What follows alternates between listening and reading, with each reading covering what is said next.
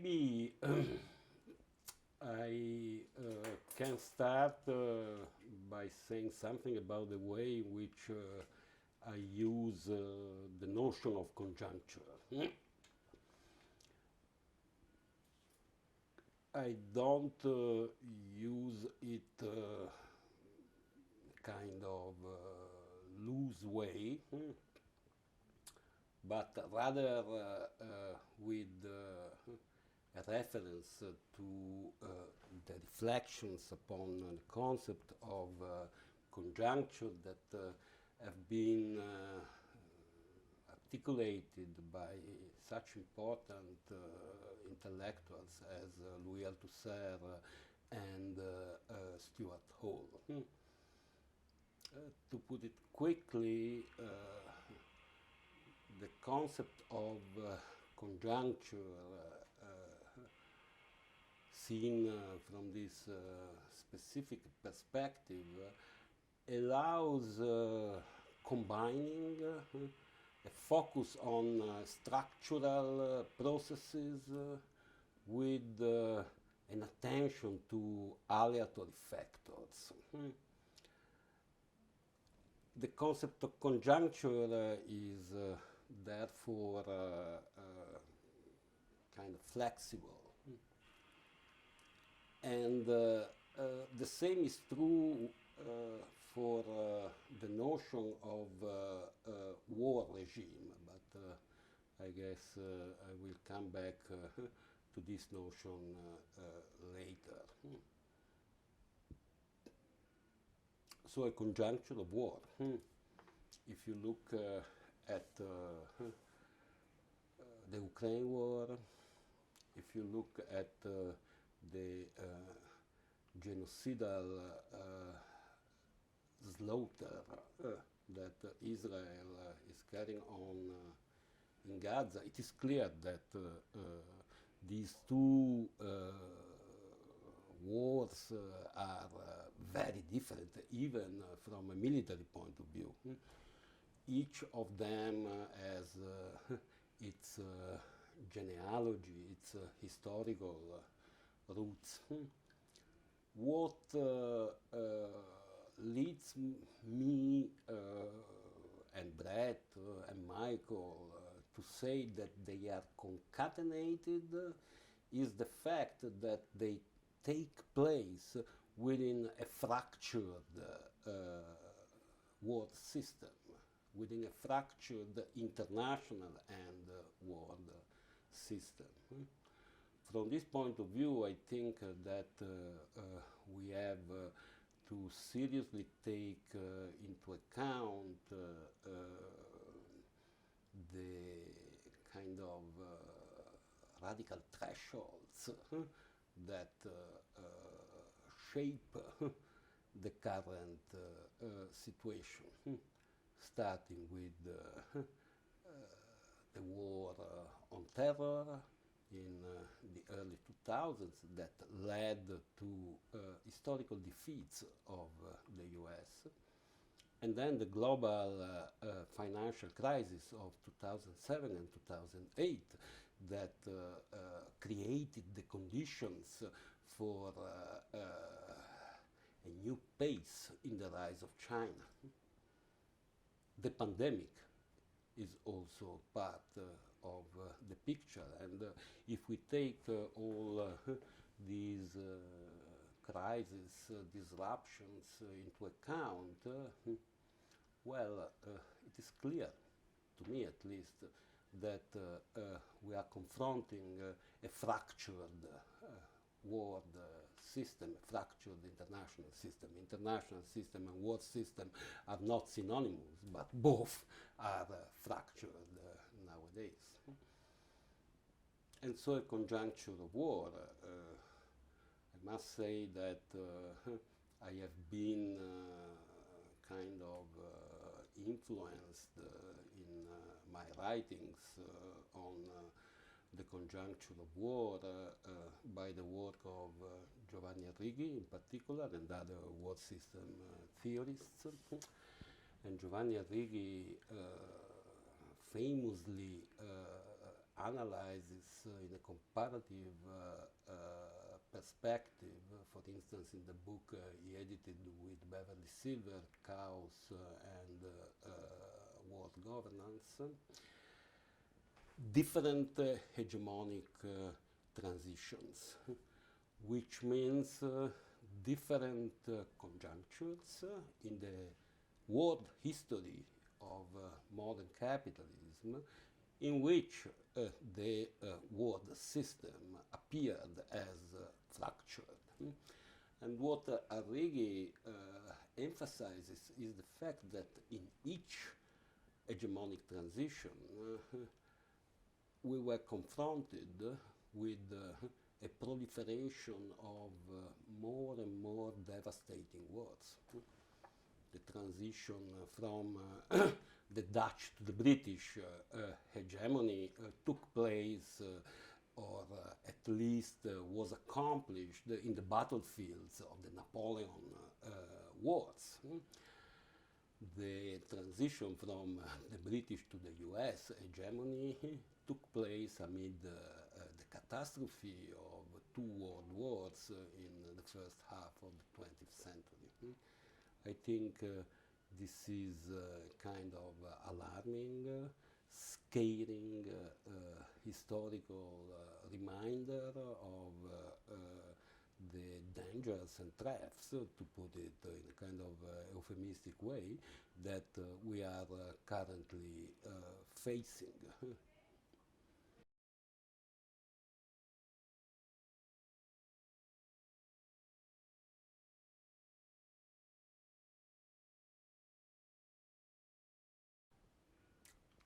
Very good questions. As you know, I am part of a specific stream of Marxist thought, which means Italian operaismo, workerismo, or autonomist Marxism, and particularly with respect to our debates in the last couple of decades, it may be true that we have not devoted too much attention to the relation between capital and war. This was the kind of criticism articulated by Eric Aliès and Maurizio Lazzarato in a book on the topic that came out some years back. They have kind of tendency to identify capital and war, to reduce capital to war. And I do not agree with this tendency for many reasons. However, I think their criticism hit a real point, you know. And in particular, in the last years, I've been working with Brett Neilson, with Michael Hart, on this topic with the awareness, as far as I am concerned, that there is a need, you know, to make up some kind of delay from our point of view. You were speaking of wars in the second half of the 20th century and the first 2 decades of the 21st, but I think that we have to go back in history to discern formations of war that continue to be influential today. Colonial wars, in particular, you know, provide an angle on what is happening in Gaza, it is even too obvious to say that.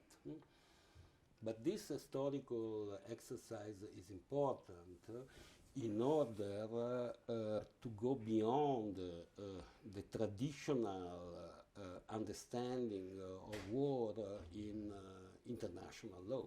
You know, war as a kind of clash between states, to put it very simply. You know, colonial wars are very different from this kind of image, of classical image of war. Our discussion of the notion of war regime tries to take stock of this long history of indetermination of the forms of organized military violence. At the same time, you are right to point to colonial and post-colonial wars that kind of dotted the history of the planet since the Second World War. You mentioned Korea, for instance, but then what about Vietnam and Cambodia, Laos? The examples could be easily multiplied. What is new today? You were rightly saying that all these conflicts were confined to the periphery. And if we look at the wars that we experienced, against which we mobilized and struggled after 1989, they were also constructed not only rhetorically as wars fought on the margins of the world system. So on the one hand, you have the bipolar order of the Cold War. On the other hand, you have the unipolar moment after the end of the Cold War. And during the unipolar moment, the United States were kind of hegemonizing the world system and the international system. They were able to move war that were presented as kind of global police interventions. That was bullshit, of course. I mean, we know that war, is always death, devastation of bodies and territories. Nonetheless, this kind of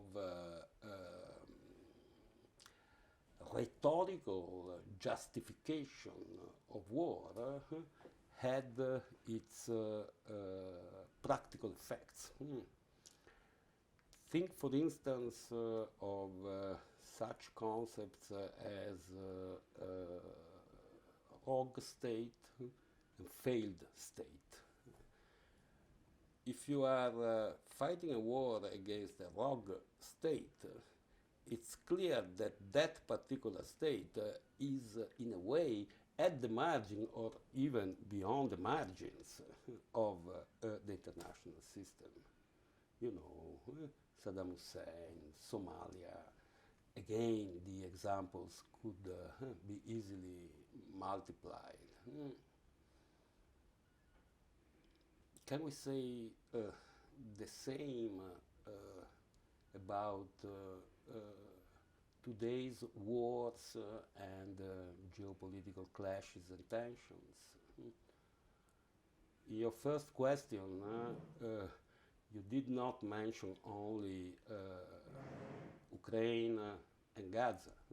You added Taiwan. We know that there is no war in Taiwan, but the regime of war is definitely kind of operative in that region. More generally, I mean, you have to look at the so-called Asia-Pacific region to get a real sense of what regime of war means. Okay, Taiwan, the People's Republic of China. Could the People's Republic of China be defined as a rogue state, as a failed state? It's clear that this is impossible, and it is not possible even with Russia. So this signals a kind of very important shift, a shift that also coincides with the fact that the US, and more generally the West, are not able anymore to hegemonize the world system. So I think this shift is something we have to reflect upon in order to understand the nature of contemporary wars and war regimes. Then, of course, I was talking about the relation between capital and war. And from this point of view, we need to advance other research hypotheses, but I guess we'll have time to talk about that later.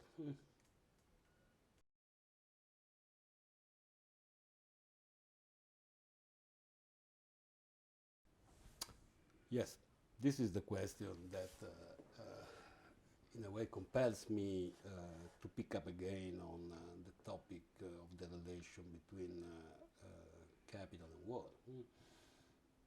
That relation was at stake in classical Marxist and even liberal debates on imperialism in the early 20th century.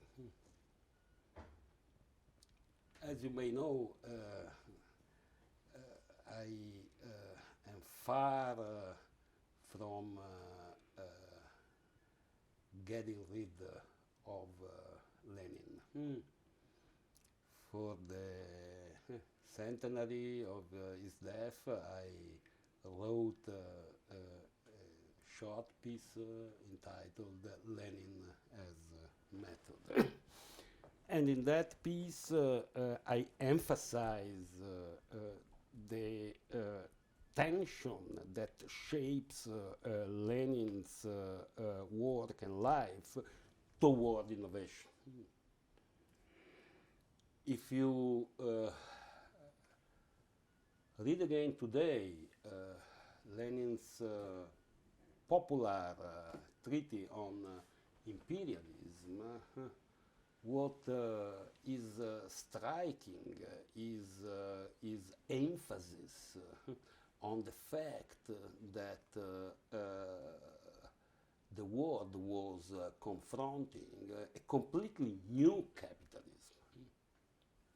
And imperialism is the political concept that allows Lenin shedding light on some of the most important features of this new capitalism. Well, in a way, very modestly, I think we should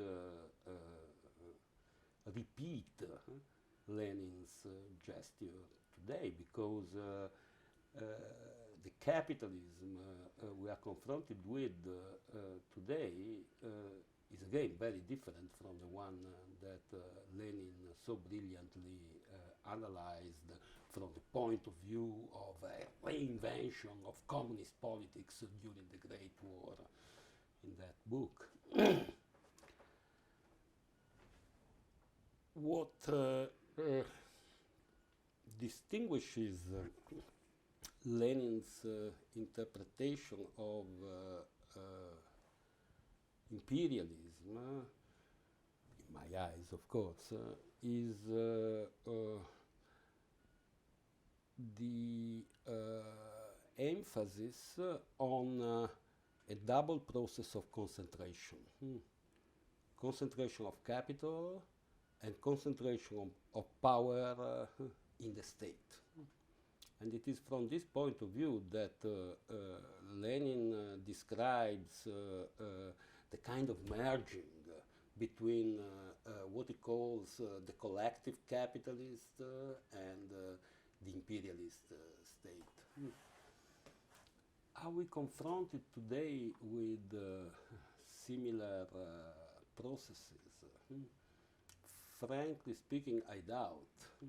I think that what characterizes contemporary capitalism is a process of diffusion of capital and power that, of course, does not exclude moments of concentration, which means moments of command, you know. But in order to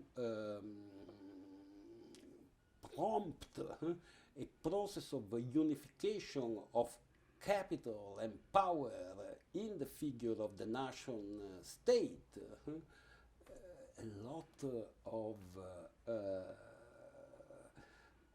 work is needed. It's not something that in a way emerges spontaneously from the dynamic of capitalism. So for me this is a very important difference with respect to the situation described by Lenin. I think that what is rather important for us is to focus attention on processes of disjunction, disconnection between what Brett and I call political spaces and spaces of capital. You know? Looking at the way in which capital is able to open its own spaces, spaces of valorization and accumulation, of course, provides an important angle on the intermingling between geopolitical and geoeconomic dynamics that characterizes the current situation without leading, I repeat, quote and unquote, spontaneously to the formation of opposed blocs. So this is a point that I would like to further discuss with you, of course, and it is a point that also characterizes the way in which Brett and I tentatively reframe the discussion of imperialism. You know, in a way, what characterizes imperialism today is a kind of push toward the formation of blocs. But I repeat that this formation is not given in the dynamics of capitalist accumulation. Imperialism must, of course, be analyzed from the point of view of the kind of intermingling between political actors and fractions of capital, to use the Marxian concept, that have specific interest in war, in the confrontation between blocs.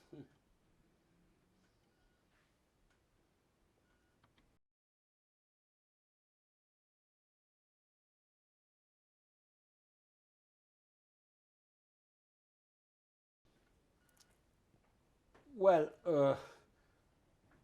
I wouldn't say that a linear, straightforward transition from the US global hegemony to China global hegemony is impossible.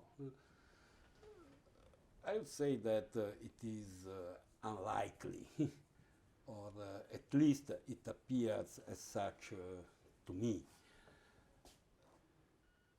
Before going into the details of this point, let me say something about Giovanni Arrighi. At least since the publication of Adam Smith in Beijing and the ensuing global financial crisis, Arrighi's work has been a very important reference for me. I have, in a way, revised my assessment of his work, because I remember when the long 20th century came out in 1994, I didn't really take seriously the idea of kind of crisis of the US global hegemony. It was 1994, and everything around me, around us, seemed to announce the iteration of the US global hegemony, the coming of a new American century, a unipolar age. Well, I was wrong, and as I was saying before, the crisis of the US global hegemony is today for me one of the key presuppositions of my analysis in the work I do, in particular with Brett Neilson. Of course, there is much to say about the way in which we have to understand the crisis of the US global hegemony. It's not the decline of civilization. It's not the coming collapse of the US, and needless to say, we have to remain aware of the fact that weapons are still basically in US American hands. While money is kind of shifting away from the control of those hands. I'm kind of quoting Machiavelli, according to which money and weapons are the two basic sources of power. But now let me come to the question of the possibility or impossibility of a linear transition from the US to China. To be quick, there are at least three reasons why I think such a linear transition along the model of previous hegemonic transitions is very difficult, if not impossible.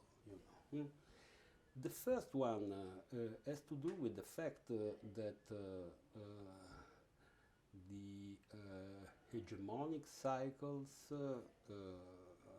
described by Giovanni Arrighi since the early 16th century have one thing in common, which means that hegemonic powers were European or with the US Western. This is not, a marginal fact. And maybe we can work with the hypothesis that the very logic of hegemony has been historically predicated upon a kind of meta-hegemony, which means the hegemony of Europe and the West. With the crisis of the US global hegemony, we are confronted with the crisis of this meta-hegemony. And so maybe in the wake of Europe and the West, a different logic will take the place of the logic of hegemony, while the world system remains a capitalist world system. A second point that I would like to quickly discuss has to do with the understanding of finance in Arrighi's work. Again, to put it very quickly, Arrighi distinguishes in each hegemonic cycle two moments. One characterized by material expansion and one characterized by financial expansion. And this second moment is, as Arrighi says, borrowing a nice phrase from Fernand Braudel, a sign of autumn. What about contemporary capitalism? Is it possible today to trace such a firm boundary between material expansion and financial expansion? I think also from this point of view there was a shift. A shift that has been described by many scholars and comrades, like for instance Randy Martin and Christian Marazzi, who have been speaking of an ubiquity of finance, kind of interpenetration of the whole capitalist economy through finance. But allow me to put it with kind of image. Think of the Ford Model T one century ago. Kind of iconic instantiation of industrial capitalism in the age of Fordism, And then think of a digital platform today. If you analyze these two kind of instances of capitalist operations from the point of view of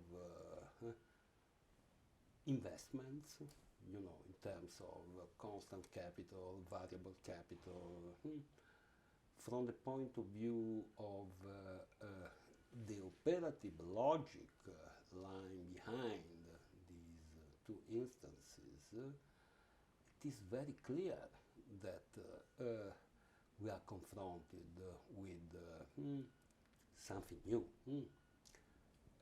Differently from the Ford Model T, the car, the iconic car, the digital platform is characterized precisely by this imbrication, this intertwining between financial operations, productive operations, and governmental rationality. This leads me to emphasize the fact that Arrighi's model may have worked for the past, but may not be able to grasp some of the main new characteristics of capitalism in our age. And of course, for Arrighi, the moment of financial expansion was also the moment of accumulation of conditions for a new cycle of material expansion under the new hegemon. And then, if you look at China today, finance is pervasive also in China. It works differently than in the US, in the West, in other places, but is also pervasive. Then there is a third and last point that brings me back to what I was saying before, speaking of Lenin and imperialism.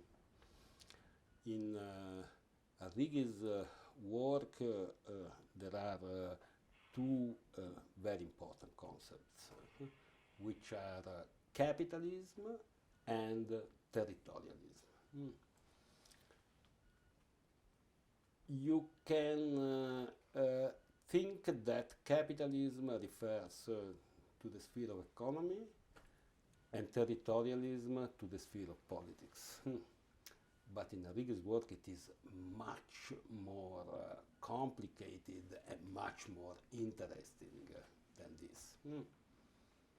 Nevertheless, what is important for Arrighi and what makes the rise of a new hegemon possible is a kind of balance, is a kind of articulation between these two logics, starting from the territory of a rising power.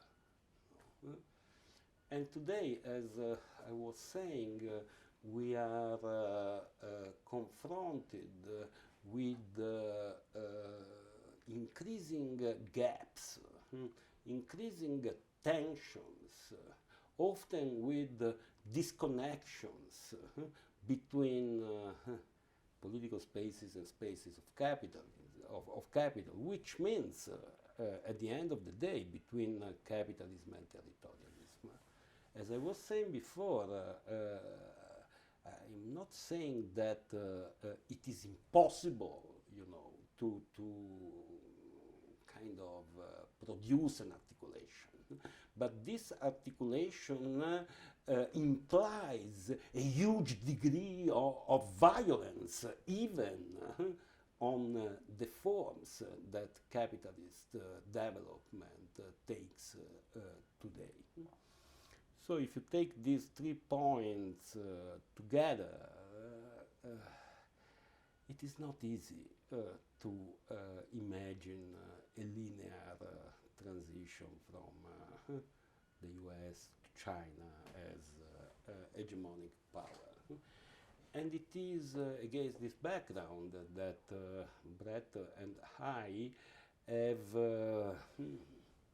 arced back to this notion of multipolarity. It's a kind of ambivalent and even ambiguous notion. Just think of the way in which Putin is using it. And this use of the notion of multipolarity by Putin finds resonances in so-called Campism. But even looking at the way in which multipolarity is discussed in international relations and in quote and unquote geopolitics, you know, what is kind of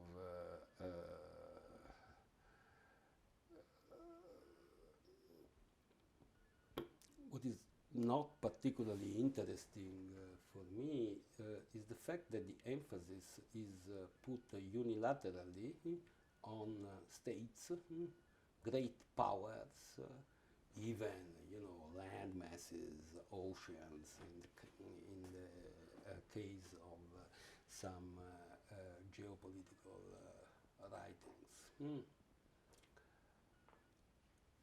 What Brett and I attempt to do is to rethink multipolarity, focusing not on already constituted poles, but rather on processes of pole formation. Our point, our hypothesis is that poles are always in formation, in the making. And we try to distinguish different layers, as we call them, adding that they are always intertwined, of pole formation. We look, of course, to states, to great powers, to what we call imperial states that play an important role in world politics today. But we also look at capitalist actors. And we consider capitalist actors at least as important as imperial states in the processes of formation of poles. And then we also look at the way in which social movements and struggles, what we call class struggle writ large, can become a geopolitical factor, can contest or even accelerate processes of pole formation. I can give you examples later. But to conclude now on multipolarity, it is important to stress that for us, multipolarity is not a political goal, is not a project. We use multipolarity as a conceptual tool that allows us to describe the state of world capitalism today. And yes, we speak, of course, of centrifugal multipolarity. We take this notion from Adam Tooze, and we add that it is not only centrifugal, it is also conflictual, you know. So this is the way in which we use the notion of multipolarity with respect to our present predicament. And moreover, we also work with the hypothesis, which is an hypothesis, I stress this, that multipolarity can become kind of a blueprint for the stabilization of world capitalism beyond the logic of hegemony. It can be. We don't say that it will be. It can be a blueprint. There is still something to add, which means that the way I was already saying that, but we do not celebrate multipolarity. Even thinking of the possibility, of a relative stabilization of a multipolar global capitalism, I mean, it can be worse than the one that we have known under U.S. hegemony. Its nature depends on class struggle writ large. From this point of view, I remain kind of orthodox. This is, the kind of fundamental factor that will decide upon the state of the war in 10, 20, 30, 50 years.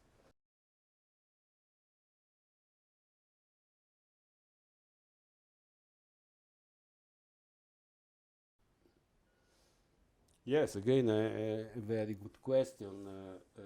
I already expanded on the issue of what appears to us to be a kind of disjunction between capitalism and territorialism, to continue to speak the language of Giovanni Arrighi.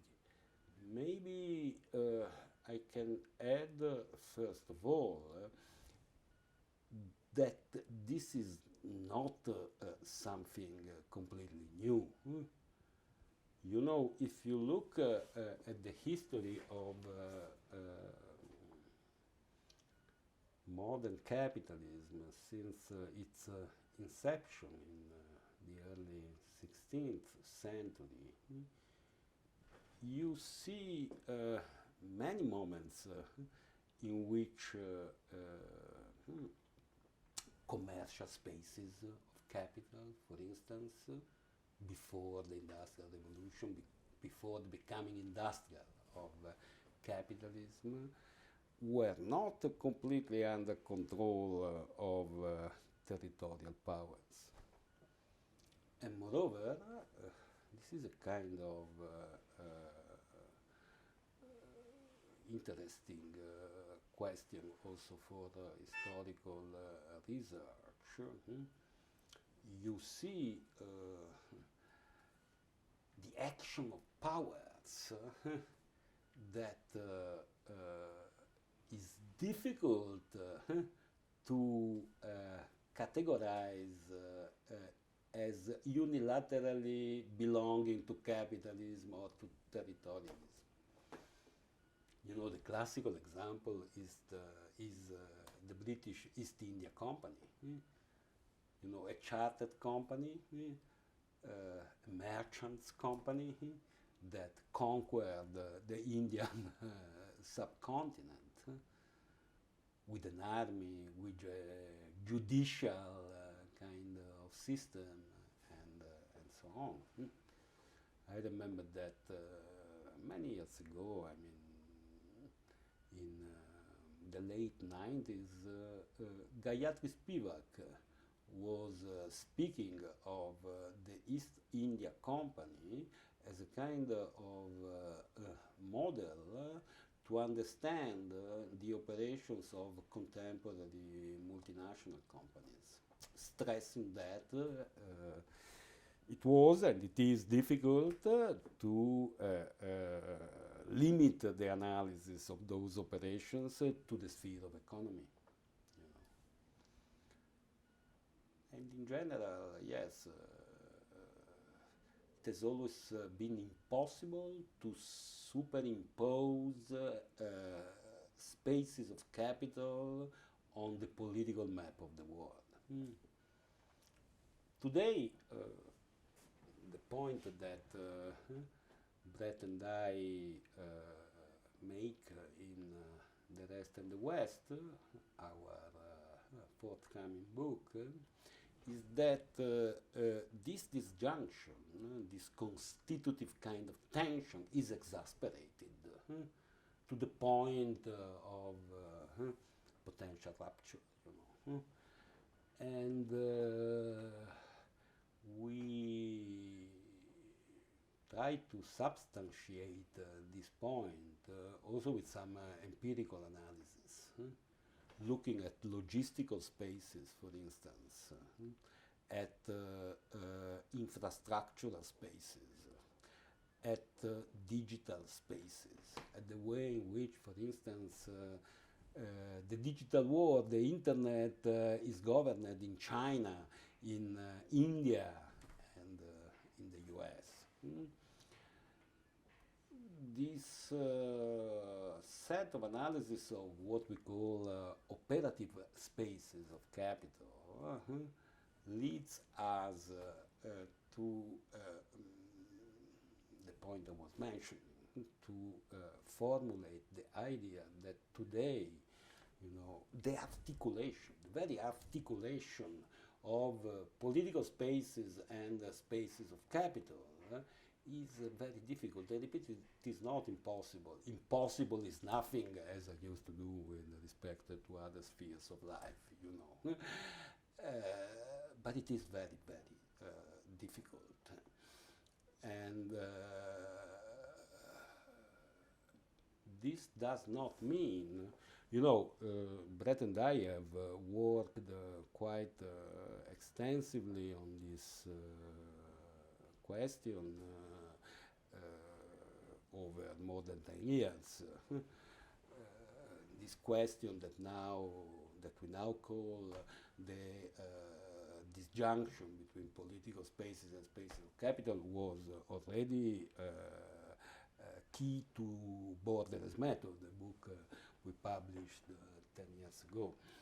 And chartered companies are at the center of a chapter of the politics of operations, a book we published in 2019, where we try to kind of follow the history of chartered companies like the East India Company to reframe the way in which we look at the history of the modern state. So these are all questions and analysis and research that build the background for our point in the East and the West. We have always been keen to say this does not mean that territory vanishes, that territory doesn't play any role in contemporary capitalism. The opposite is the case. We have emphasized that in the way in which operations of capital, as we used to say, hit the ground, territory is a crucial factor to understand their translation onto specific contexts. So territory continues to matter, and you are right to mention the territorial logic of Ukraine, of Russia's invasion of the Ukraine. It's difficult to say what is really behind the decision to invade Ukraine. There is definitely, a kind of political project that is nurtured by the mythology of the Russian world, But we also think, and this is the way in which we read the invasion in the book, that nearly or prevalently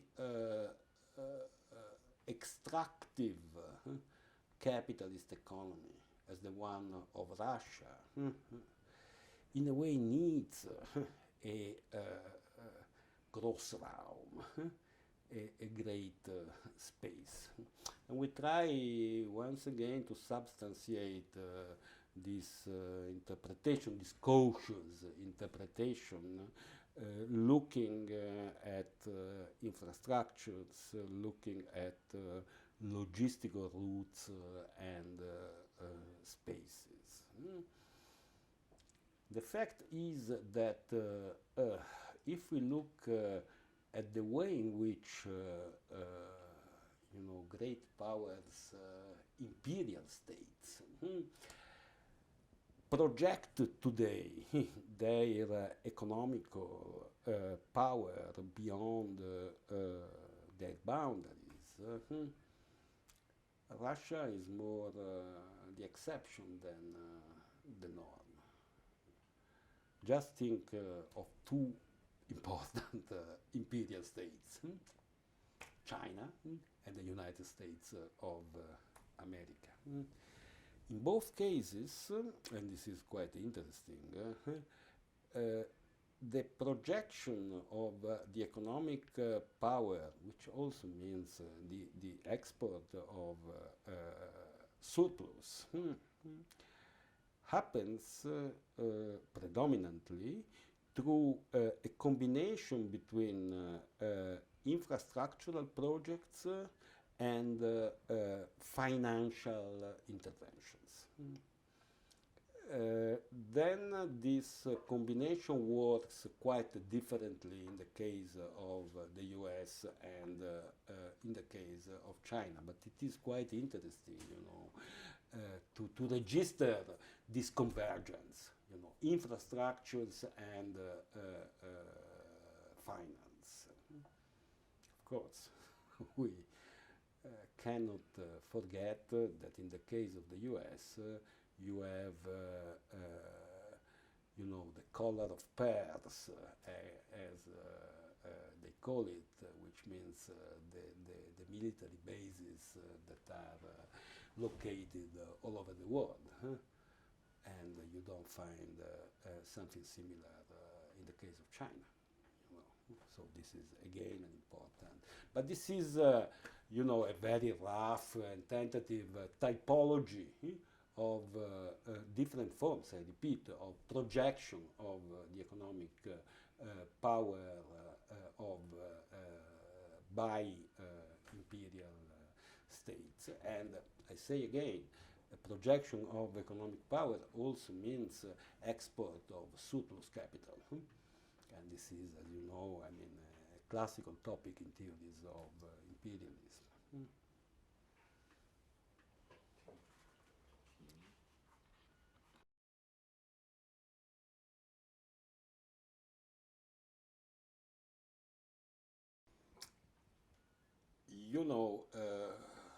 I've always been kind of wary of the division of labor you just mentioned between the West and the rest, or center and periphery.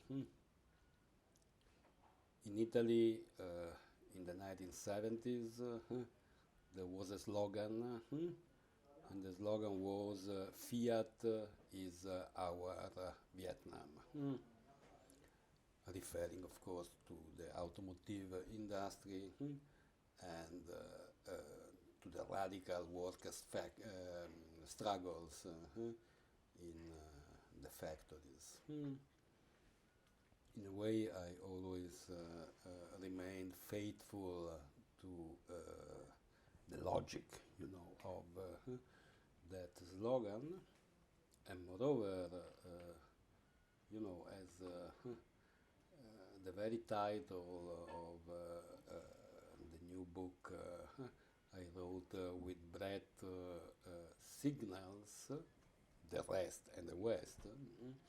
I'm convinced that we are living through kind of radical displacement from the point of view of spaces. A displacement that in a way challenges and of course leads to a reorganization of the division between center and periphery.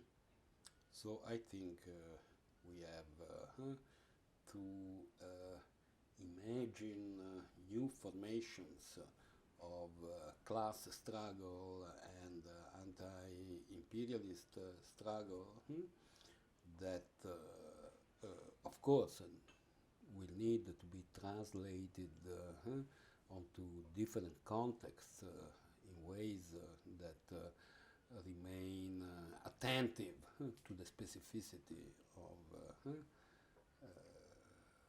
spaces and territories.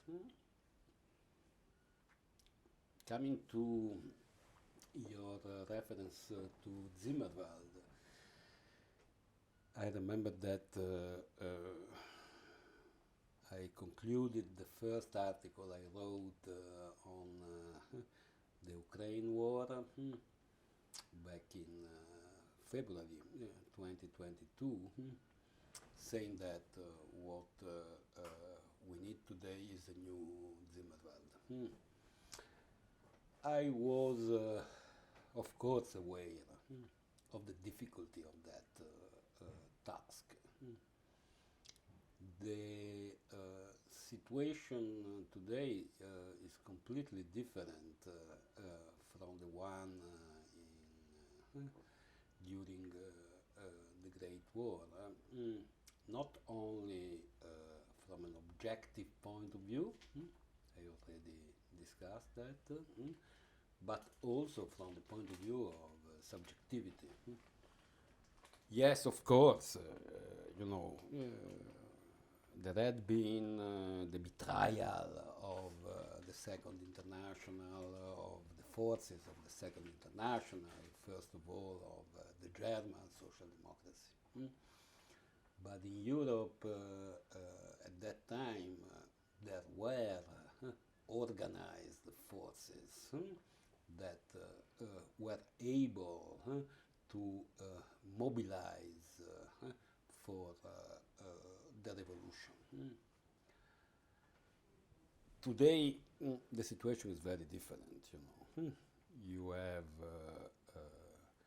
many movements, you have many struggles, but to put it quickly, these movements and struggles are quite scattered, and it is difficult to see a political force comparable to the Bolsheviks. Of course, there are a lot of Leninist groups around the world, but it is difficult to say that their action is really rooted in the movements of the masses. So this is something we have to keep into account. A new Zimmerwald, of course in quotes, can only be made possible by the emergence of a new political force, a new organized force in different parts of the world. And then you ask me what I think of the Bolshevik politics after the 1917 revolution. It was a successful politics, and as both Machiavelli and Lenin suggest, this is an important kind of criterion.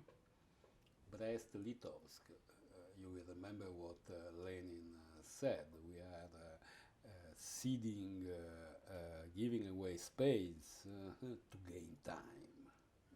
And this time was, in Lenin's view, of course, the time needed for the consolidation and the expansion of the revolution.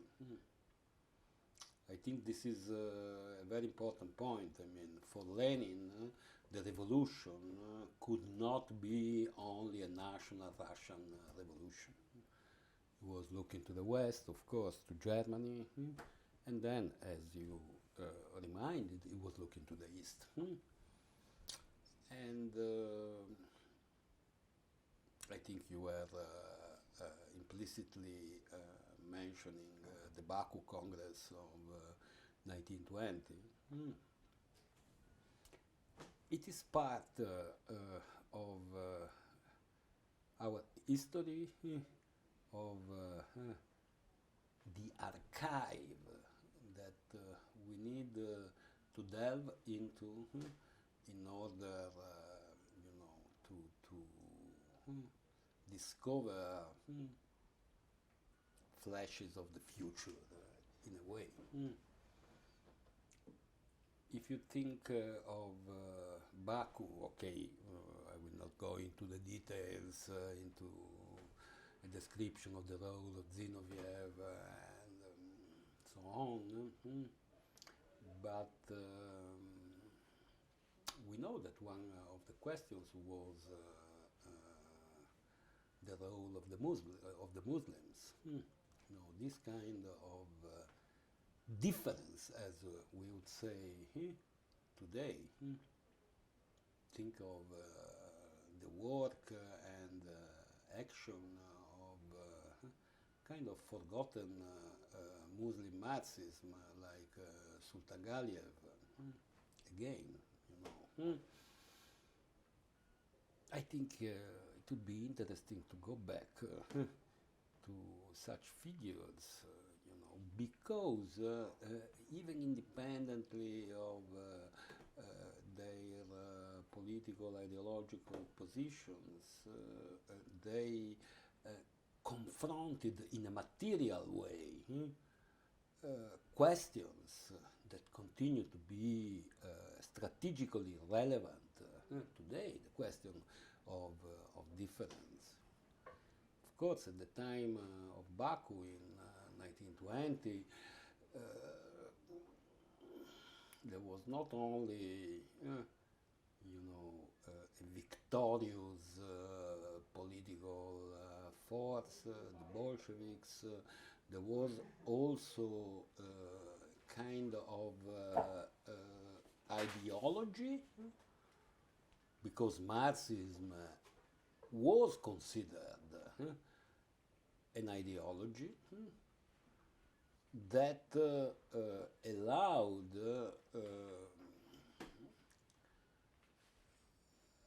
conceiving ways of dealing with what I was calling difference deemed to be effective. We know that those ideological formations and the ensuing political measures were not effective.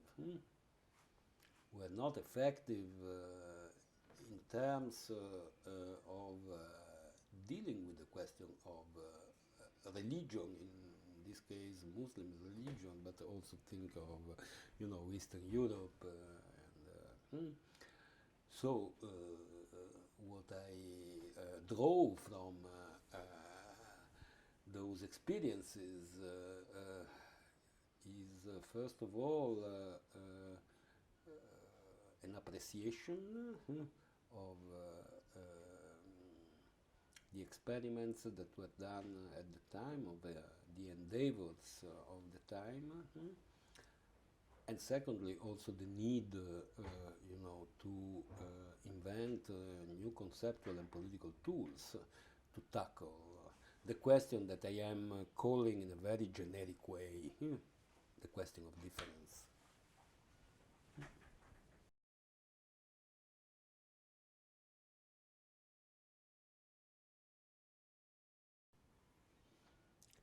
A very important and difficult question.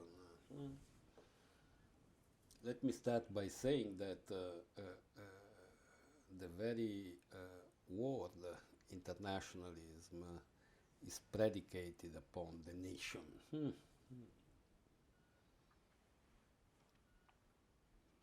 If you think back of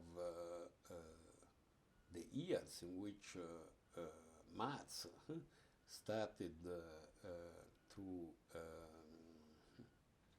imagine an internationalist politics in the 1840s, in the manifesto, in the German ideology.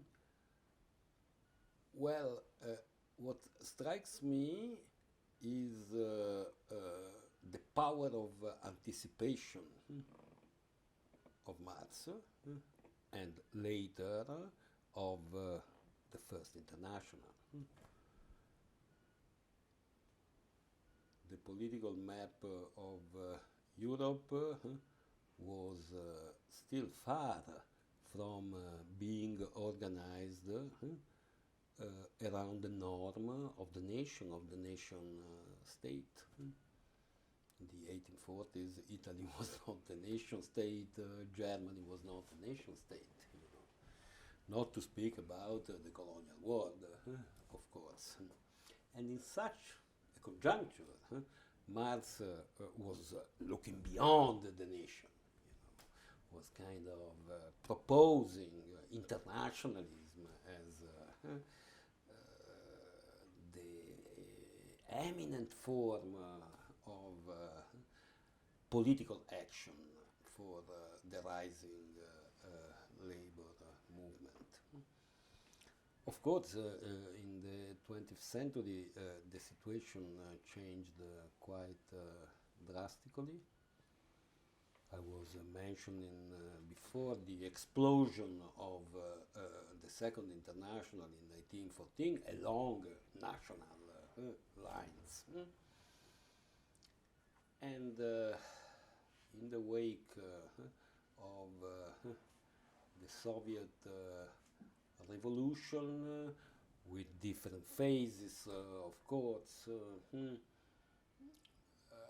Comintern, communist internationalism was itself organized around national spaces, of course, with the dominance of the Soviet quote and unquote national interest. But the same is true for socialist internationalism in the 20th century. And we don't need now to go back, to the civil war in Spain, when internationalism was at its height. It was, an instance of amazing internationalist solidarity, but at the same time, as we know, the national interest of the Soviet Union led to a catastrophe, to put it quickly.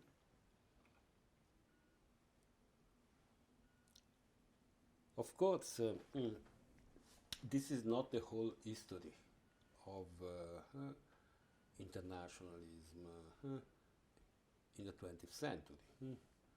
If you look at anti-colonial struggles and internationalism, you are often confronted with different experiences of entanglement between emerging national spaces, diasporic spaces. Think of Pan-Africanism, for instance. Think of the great mobilization of the African diaspora against the Italy's invasion of Ethiopia in the 1930s, That's hardly an instance of an internationalism organized around nation states. And I could give many other examples. But the fact remains that the mainstream of communist and socialist internationalism in the 20th century has centered upon the nation, has centered upon national spaces and projects. for many reasons, I think I have discussed some of them before. I do not think that such a model is valid today. By saying this, I do not want to deny the relevance of the national dimension for internationalists today. You know, this is a point upon which I have a never-ending discussion with many comrades in different parts of the world, but in particular with a very dear friend and comrade based in Kolkata, in India, Ranabir Shamadar.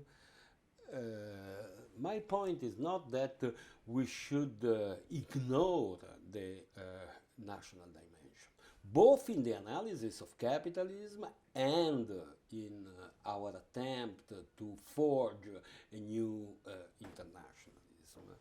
But again, to put it quickly for want of time, I think that we have to work toward what I call sometimes a multi-level internationalism. When I speak of a multi-level internationalism, I have in mind, first of all, Gramsci's critique of cosmopolitanism. As it is well known, Gramsci criticized cosmopolitanism for being abstract, you know, for having a kind of abstract imagination of the cosmos, of the world. And he opposes internationalism to cosmopolitanism, precisely because internationalism is predicated upon the material, the concrete mediation of the nation. So it's clear that Gramsci belongs to the national moment in the history of internationalism that I was discussing before. But at the same time, criticizing this unilateral focus on the nation does not lead me to get rid of the Gramscian problem of the concrete material mediations of internationalism. This is, you know, important both theoretically and politically, because you know, it happens very often that you talk with comrades who are engaged in a very localized struggle in a logistical warehouse, in a metropolitan neighborhood, and they say, but should we abandon our struggles to build the new international, to go global? And you know, the answer is, of course, no. Without such struggles, without struggles of this kind, no internationalism is possible. So how to imagine and build the articulation between these localized struggles and the new internationalist perspective is a crucial question for us today. Should we think again that the main point of articulation of these localized struggle is the nation? I don't think this is the case. It can be so, I mean, in a giant imperial state as India or as China, but definitely not, you know, in a country like Italy or even France, I mean. And moreover, even in India and in China, you have to look beyond the nation. You have to look at emerging regional spaces, you know. And you have to look, as I was saying before, speaking of multipolarity, also to the ways in which social struggles, class struggle writ large, contribute to open these new spaces. So multi-level international is just a shorthand phrase, but I think it gives the idea of this imbrication of different dimension, even spatial dimension of political action, you know. And for sure, we have to take a distance from any theory of internationalism predicated upon an abstract image of global space.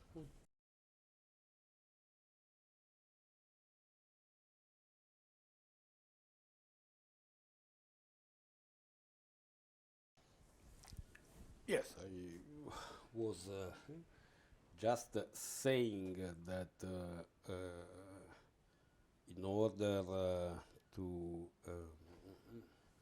reinvent internationalism, we have to get rid of the idea of the global space as a kind of smooth space. You know, again, this is not just a theoretical remark.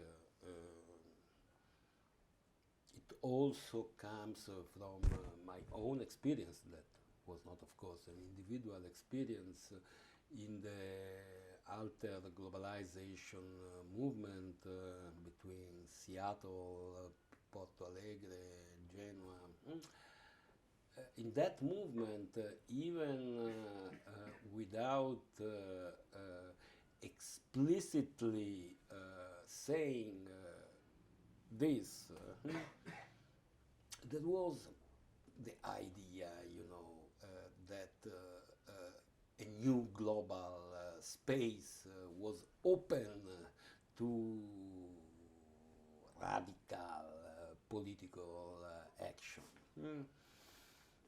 And in a way, I shared that idea. I repeat, without reflecting too much upon that. But then, you know, in particular, due to my encounter and collaboration with the Colectivo Situaciones in Buenos Aires, I became aware of the problematic nature of this implicit representation of the global space.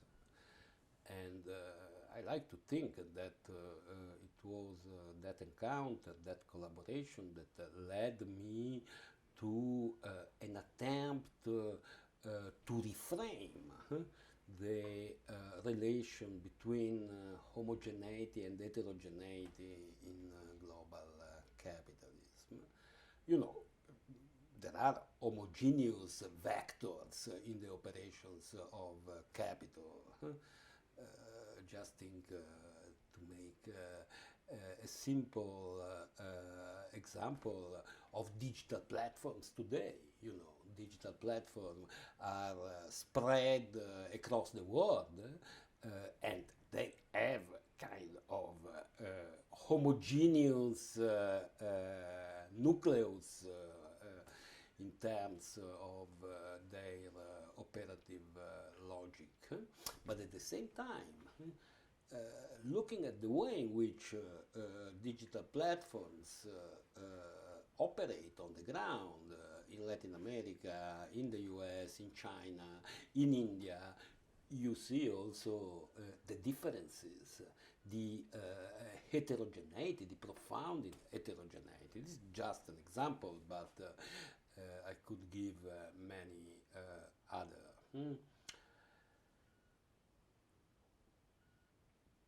I realize that I tend to imagine a new internationalism as a kind of reversal of what I have just said about the operations of global capitalism. I don't know if this can work, at least as a suggestion, or if this is a limit of my way of thinking about internationalism. But for sure, we have to reinvent not only internationalism, but also politics of liberation. This is for me a very important point. Today, there is no possible division of labor between internationalism and the politics of liberation. We cannot have a new internationalism without a new politics of liberation. But what does a new politics of liberation mean?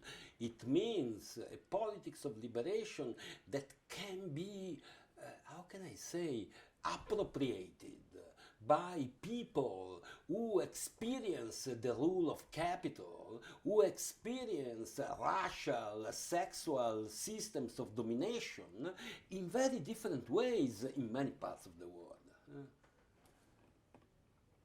This is, for me, the real point today. And then I realize one of the most important questions that emerge from this is who is going to reinvent such a politics of liberation, such an internationalist politics of liberation. So speaking about Zimmerwald before, I was saying there is a need to establish a new political force. But how can this political force be established? How can it work? You were mentioning the question of the party. You were mentioning Jody Dean, a thinker, a comrade that I respect. But I remember in January 2017 we organized a very huge conference for the centenary of the Soviet Revolution in Rome. It was a great conference. C17 was the title, and Jody came to Rome. She was talking about the party. At the time, she was really emphasizing the question. She was not the only one, but she was really emphasizing the question. And I had to speak after her, and my remark was very simple. Was to say, please go out of this social center, the social center-esque, in the heart of a historical proletarian neighborhood in Rome. Go out of this social center. Look at the walls. You will see the billboards of at least 10 communist parties. And why should I believe that the Communist Party you are talking about will be more effective than those very minoritarian, sectarian political groups? Mm. So let's put it so.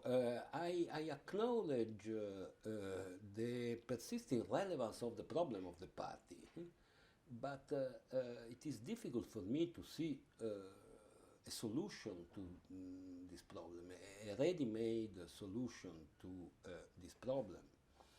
So maybe more important than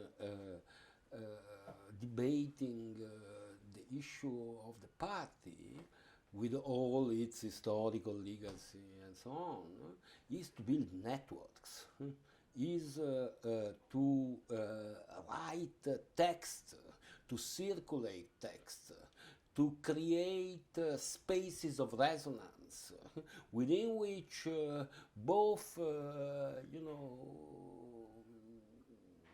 intellectuals like us, but also activists, militants like us, can interact, can, test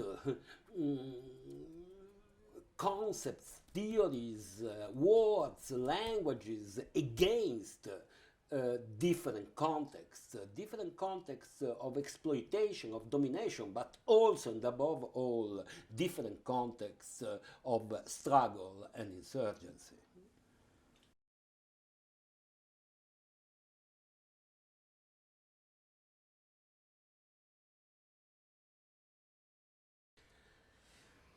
Yes, I think I already tackled this question explicitly when I was talking about multipolarity, about, for instance, Putin's use of the language of multipolarity, and implicitly when I was talking about the impossibility to separate internationalism, which also means anti-imperialism, and a politics of liberation. Mm. If you take this as a point of departure, you cannot be a campist. Mm. You cannot close your eyes in front of the very different social relations prevailing in countries like Iran, Russia, China, for the sake of anti-imperialist union. But okay, talking about Iran is in a way, let's say, easy. Mm. But let us take South Africa. We know that South Africa's case against Israel at the International Court of Justice has been and continues to be crucially important for the Palestinian struggle. And of course, we take stock of this. We take stock also of the resonance of South Africa's case outside of the West. You know, it's kind of significant. There is a huge investment outside of the West in the International Court of Justice, in the Court of Justice of the United Nations. And this changes, I think this is an important point, this changes the way in which international law is perceived. To put it simply, international law spoke the language of the West until recently. Now it is not so anymore. So international law may be ineffective because the International Court of Justice cannot stop the Israeli aggression. But nonetheless, I mean, it has a political effect, kind of multiplying the isolation of Israel And this is not a minor fact. So, great. South Africa's initiative has been really important.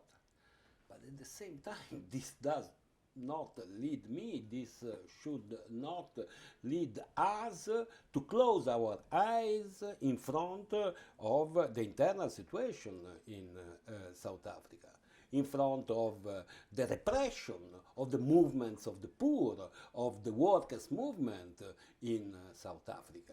And, you know, recent elections have kind of certified the crisis of the African National Congress. Is it possible to keep together, you know, the appreciation of an initiative like the one of South Africa and an enduring criticism from the point of view of class struggle writ large, of the internal developments in the country? I think this is, you know, the nub of the matter today. Because my critique of Campism does not lead me to be blind with respect of the way in which shifting geopolitical relations can open spaces for struggle. And let me conclude by saying that the Palestinian struggle, the huge demonstrations of solidarity with the Palestinian people around the world are right now, you know, maybe the most important sign of hope for people like us who are engaged in an attempt to invent a new internationalism. And to hark back to your first question, in a conjuncture like the one in which we are living, the struggle against the war becomes